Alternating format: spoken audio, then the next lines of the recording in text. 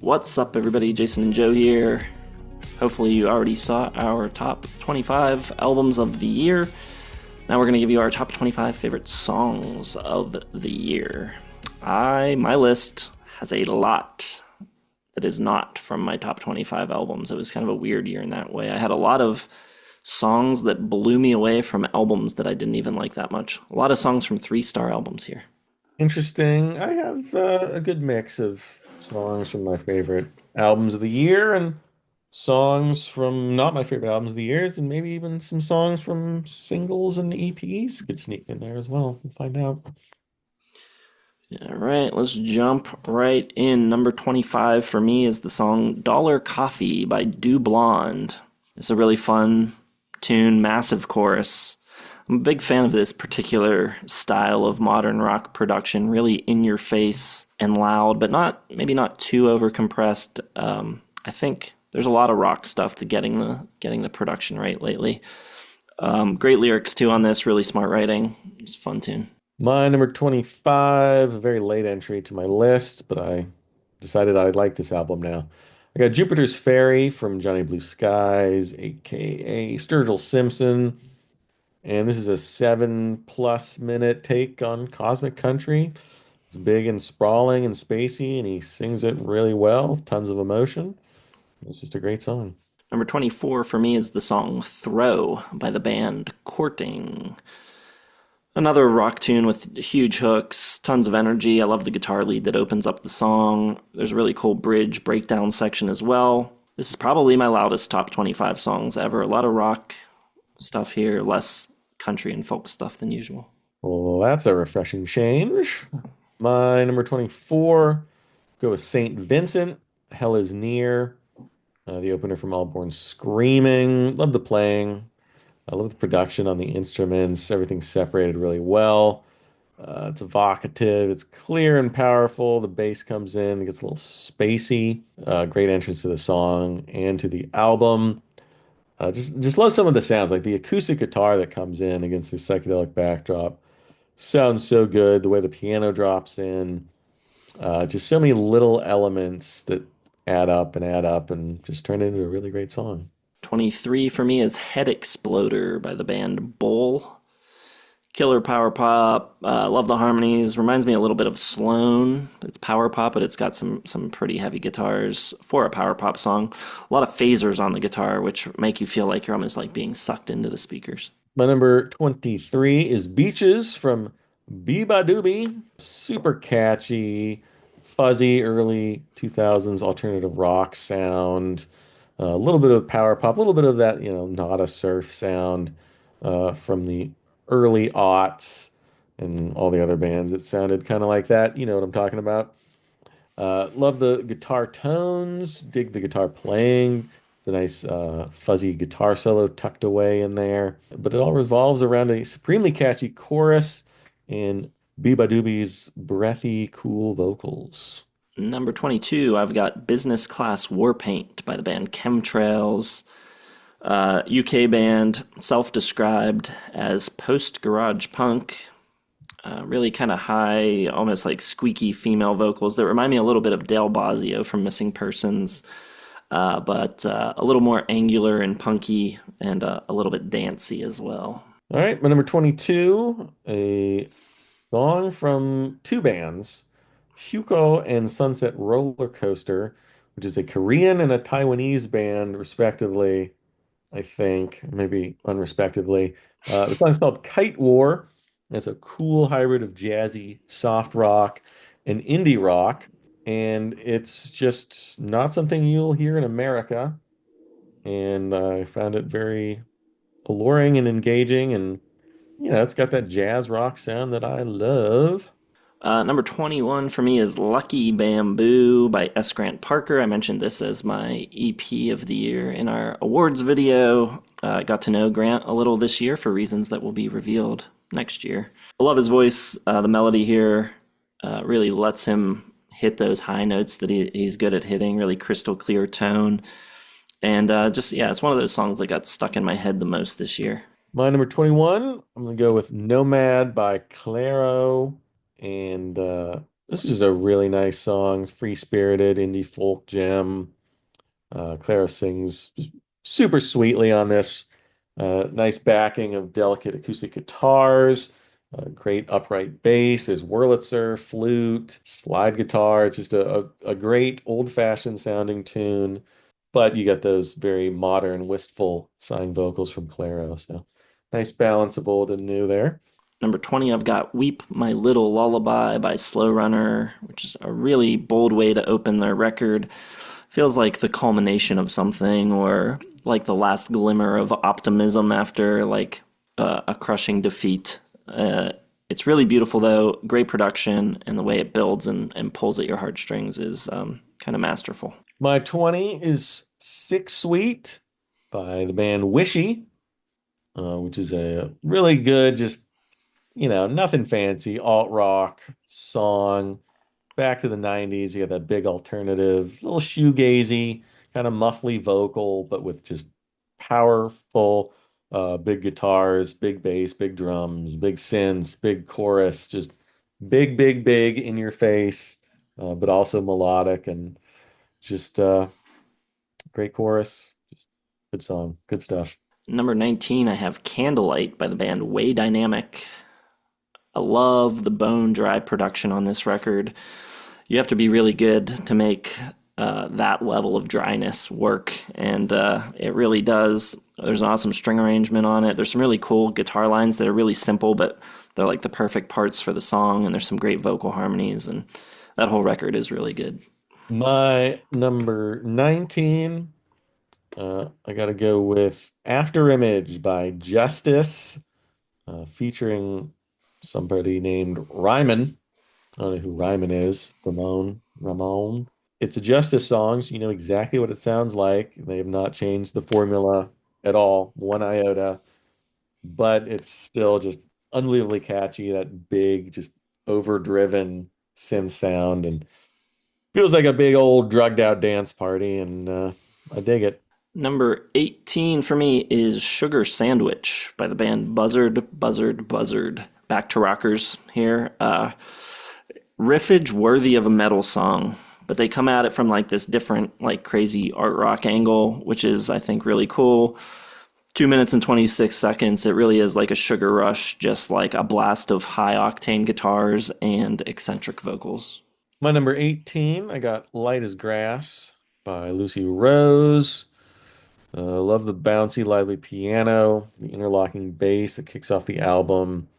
Got some nice jazzy, sophisticated vocals, and some weird kind of 70s Tonto-esque synth parts that kind of peek in between the waves of acoustic piano in the chorus. Just has a wonderful 70s feel to the whole thing. Number 17, I have Apartment 402 by Maxime. This one was the fake out of the year. I thought, based on this song opening the record, that it would be in my top 25, but the rest of the record I do not care for very much. But this opening track totally rolls. And that's odd for me. Usually I'm an all or none kind of person, but this year there was a bunch of these weird, like, loner songs. But I love the production on this, the low synths underneath, the pounding toms, some really cool guitar tones. I love the vocal treatment, super catchy, just a great track. My 17, I'm going to go with Mk.gee, but not from his album. It's a standalone single titled Rock Man, which shows off, I don't know if it's an evolution, but it's a furthering of his police kind of sounding type of music. Uh, Maybe the most normal pop forward sounding track he made this year, channeling not only the vocals of Sting, but the guitar playing of Andy Summers here a lot. And just even though it sounds kind of like the Police, it just has this totally uniqueness to it. It just leaves you wanting more and more. Can't wait to see what he does next. Number 16, I have I'm So Serious by Daryl Johns. Daryl Johns was a member of the Lemming Twigs touring band in the Go to School era of the band. I had pretty high hopes for this album, and the record doesn't really meet the expectations I had, except for this song. This song, it rolls. It's super catchy, earworm for the ages. It sounds like it was recorded on like a VHS over an episode of Perfect Strangers or something. It's all like warbled and wobbly and distorted. It kind of reminds me a little of like something Ariel Pink would do, but it's just so catchy. My number 16, I got Night Visions by Liana Flores. And if you hear the song, you'll know exactly why I like it so much because it sounds so much like Kate Bush. She's got this little flutter in her voice here that is just irresistible. It's airy and whimsical. Just enough accompaniment here from a light fingerpick guitar, some strings, and a chorus of similarly flighty backing vocals. Just absolutely enchanting. Just listen to the chorus, and it's just, oh, yeah, that's why. Number 15, I've got A Little Honey by Myrna. This is the latest edition. This came out in early December, but I didn't even hear this until a couple days ago. But I love this track. Almost missed it. It's got me pretty excited for whatever they do next. Yeah, I think I like this track more than anything from the record they put out last year. It's just smooth, warm as butter. Smooth as warm butter. That's what I meant to say. Her voice, Fender Rhodes, just perfect together. Yeah, really cool track. My number 15 is from a band that I haven't heard anyone talk about in, I don't know, 12 years. Foster the People, back with a pretty decent album. Highlight of that album, track Lost in Space, which is disco-y and chic-y and sound of Philadelphia-y. Just a great sound. I love that wonky synth bass, the stately strings that recall that Philly soul sound, some spacey vocals, just the way it's arranged, where you have this verse is kind of, light and, not overdone. And then you get a little pause, and then this chorus just absolutely kills you. Super danceable, great fun. Number 14 for me is Dollar Bill Bar by Sierra Farrell. Such a good piece of songwriting. The best type of country song for me. It's got storytelling and like great turns of phrase, and I feel like this is the type of song that you could like teach a songwriting class using this as an example. The execution and just it's almost clinical how well written this is. It's just great. My number 14, I'm going to go with a little Remy Wolf, Oro. Probably the most fun song of the year. It's got that magic and guitar. She's a little naughty. She's a little flirty. She's a little, free-spirited, we'll say. And she lays it all over a really, really great groove. I love the guitars, the post-disco bass parts. It's just a song with so many little elements. The guitar lines weave in and out, and then you got little synth flourishes. And just really impressive how skilled and how good everything sounds underneath what sounds like just a lightweight pop song about banging on tour. But it's that extra, like, those touches, those extra little flourishes that make it stand out and made that album one of my top picks of the year. My number 13 is Mary Gold by Andrew Combs. Gorgeous recording, really dry production, very minimal.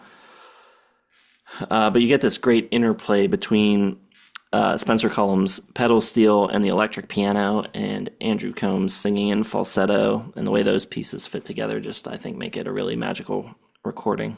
Number 13, I got Hell 99 by the band Foxing. The opening lyrics of the song, he's just absolutely one of the, I don't know the band, but one of the dudes is just absolutely screaming 1999, stuck until the end, suffer till the end, masochistic trend, Carson MTV, Biscuit NYE, fuck, fuck, fuck. And the way he says it is just so just in your face. It is just absolutely balls to the wall. The fury in this song is so just unbelievably overwhelming. I love it. I just love it. My number 12 is Change Your Mind by Nordista Freeze, another friend of the channel.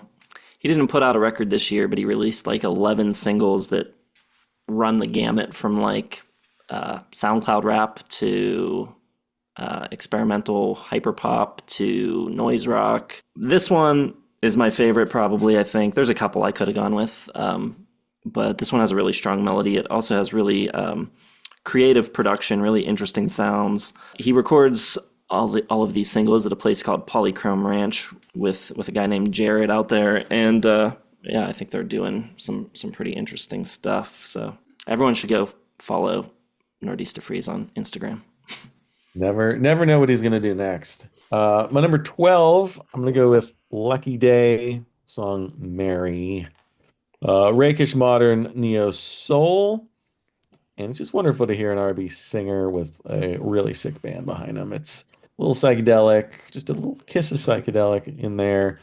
And all the music is just built to emphasize and raise Lucky's vocals, which are a little aloof, a little egotistical, but he nails the sexy factor as well. Number 11, I've got No Vision by the band Feet. Just hooky pop rock. Unlike a lot of the other rock songs that I've picked, this one has like a little bit less of a modern sound. There's like more of a 90s vibe to the production here. Great use of multiple guitars and having different parts and not doubling each other. And I think the way the track is arranged is really cool. And yeah, I think too many bands underutilize having multiple guitars, but I think they find a way to make it really interesting. All right, my number 11. We got to go with the track, just a club classic. It's Von Dutch from Charlie XCX. Just, you look up the word pop banger in the dictionary, if it was in there, it would have a picture of Charlie XCX singing this song. She's just calling everybody out, and there's this great air raid synth and bass just announcing her presence. The lyrics, it's so obvious, I'm your number one. Like it's just such like a flaunt, like, hey, I'm the best, I know it. All the critics put me at number one. What are you gonna do about it? Top 10. For me, gonna start it off with Church Bells by the Lemon Twigs. I think from first listen to this record, this was the clear standout to me. I think it's a real evolution in Michael's songwriting, inching ever closer to Brian's style, but in some ways, I think even surpassing it. It's a really melodically sophisticated song, and he squeezes so much into 2 minutes. All right, number 10, I'm gonna go with Jimmy Montague. Here Today, Without You Tomorrow wins the Joe Prize for Best Steely Dan Influence Song of the Year. Fantastic jazz rock playing. There's a little piano solo that sounds like it's straight from Can't Buy a Thrill. A sax solo straight out of Katie Lied, and a tantalizing burst of fuzz guitar that's a little short for Steely Dan, but I'm just going to say that it could come out of Royal Scam. All in one song. Number 9 for me is Come Undone by Walt Disco. I think it's a banger of a song.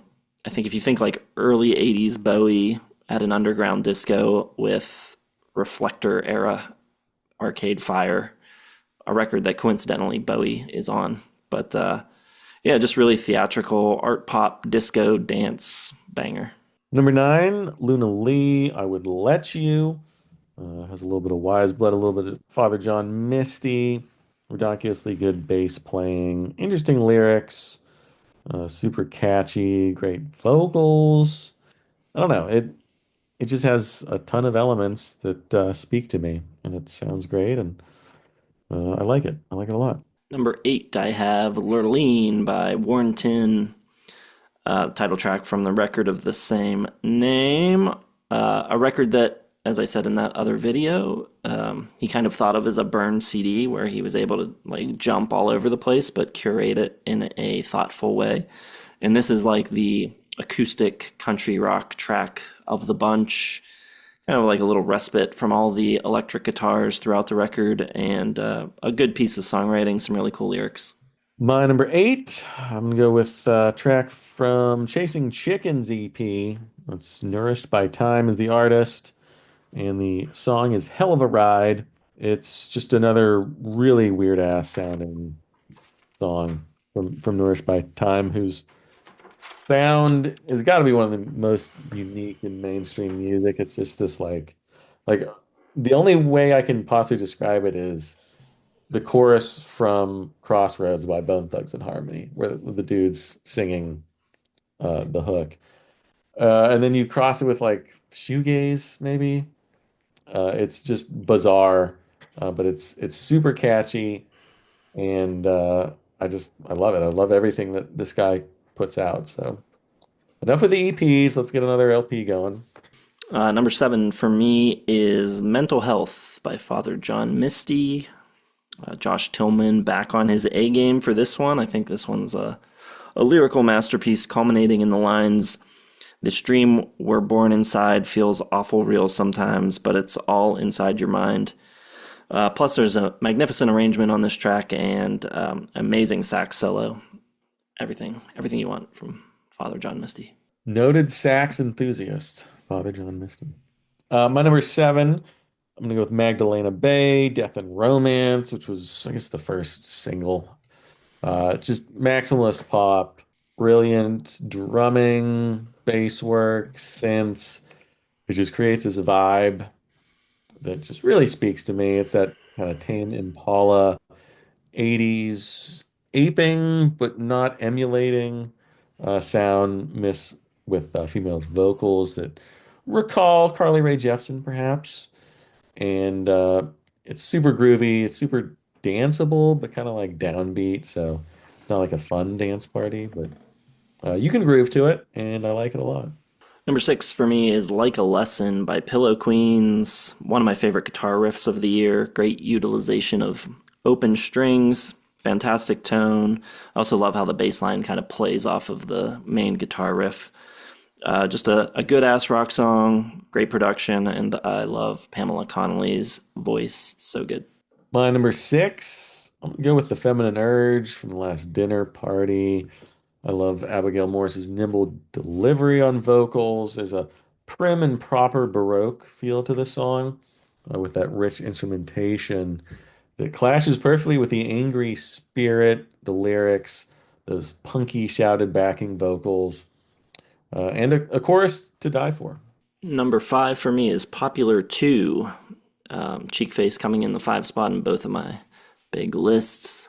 Hilarious lyrics, subject line, "What's a lawn chair like? Do you ever sit outside getting 69 bug bites?" It's catchy as hell too. The playing is great. Awesome bass line on it. Really cool production touches. The way the like shaker propels the song and there's like a single keyboard note just going through the chorus. Little things like that that just make a recording pop.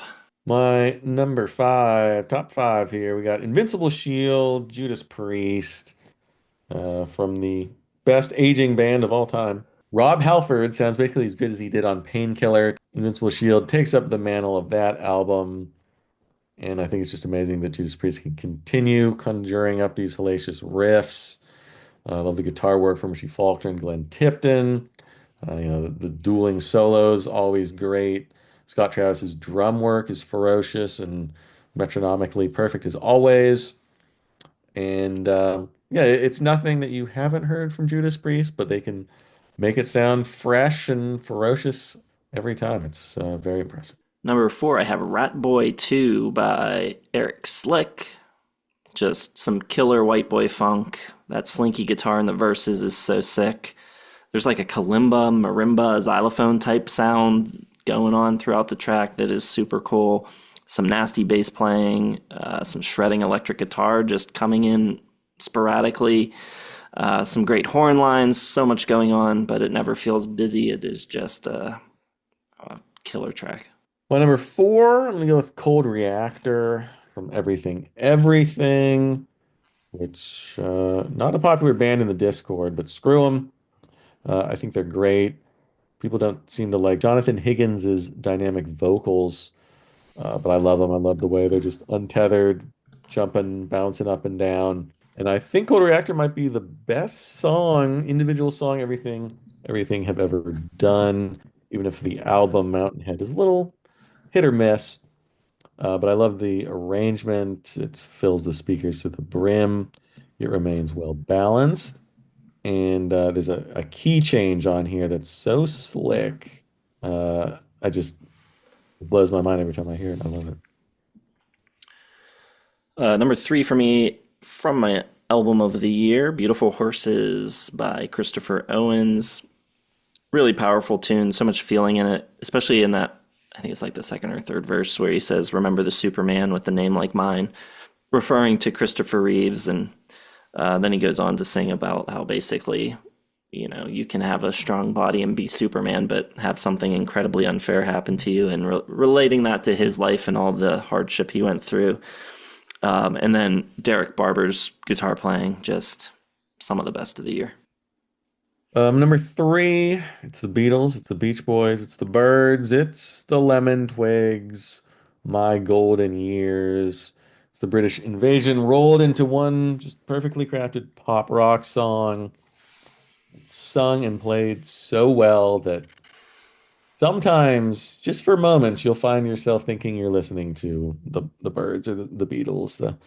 The bridge on this song is so like creepily close to the Birds. It's not like it's not the Birds, but like it's just amazing what they can do. My number two is Help Me Out by Tyler Ballgame. This was just a single, likely to be on an album, I think, I hope. A song so good that if it comes out on a record next year, it could make my list next year too. I don't know, he's got this insane voice, super charismatic performer. He's working with great producers in Ryan Pauly and I believe Jonathan Rado. He just put out that video with Wolfpack a couple days ago. So I'm calling it now. Tyler Ballgame is going to be the breakout star of 2025. Yeah, you're on the record. Doesn't come true, we'll kick you off the channel. My number two, I keep going back to this song. It's so good. It's been lodged in my brain. I can't get it out. And Nothing Is Forever by The Cure. And if you'd asked me during Cure Week what my favorite like new Cure song was, I would have said End Song, just without even thinking End Song, End Song. And that's a very good song, but this song and its Van Halen-esque synth line, it just keeps going around and around, has just taken over my brain. Like it's so pretty. It's the prettiest thing they've done since, Friday I'm in Love, probably. And the song itself, like it's got this warmth and color that isn't black. You don't find it very often on the new album. It's a very cold and dark album, uninviting in some cases. But there's this moment of sunshine, and not even like not full sunshine, like partly, like maybe a ray or two that comes in from this song. I don't know. It's just taken over my brain. I can just continually humming this synth line in my head over and over. I was at the grocery store earlier. I was just humming it to myself. Well, I've got a random ass winner. You always do. Every year you have some Usually I have some. random. What was that Electric Fish song from a couple of years ago? That song rules. That was last year. That wasn't my winner, though, was it? Yeah, yeah, it Yeah, it was. was. Wow. This is more random than that. This album isn't even in my top 100 of the year. Song Tarkovsky by the band Bodega. This song is so cool. I love it. I'm not sure why I love it so much. It reminds me a little of like Goo era Sonic Youth. Where there's like the male and female vocals, and there's like the clean guitar tone on it. Reminds me a little bit of some of the guitars on Goo. But it's great guitar work. Dan Ryan, also in the band Super City. Just the way they repeat "Take Me to the Zone." It's so catchy, and I don't know. There's like this coolness to it. I don't.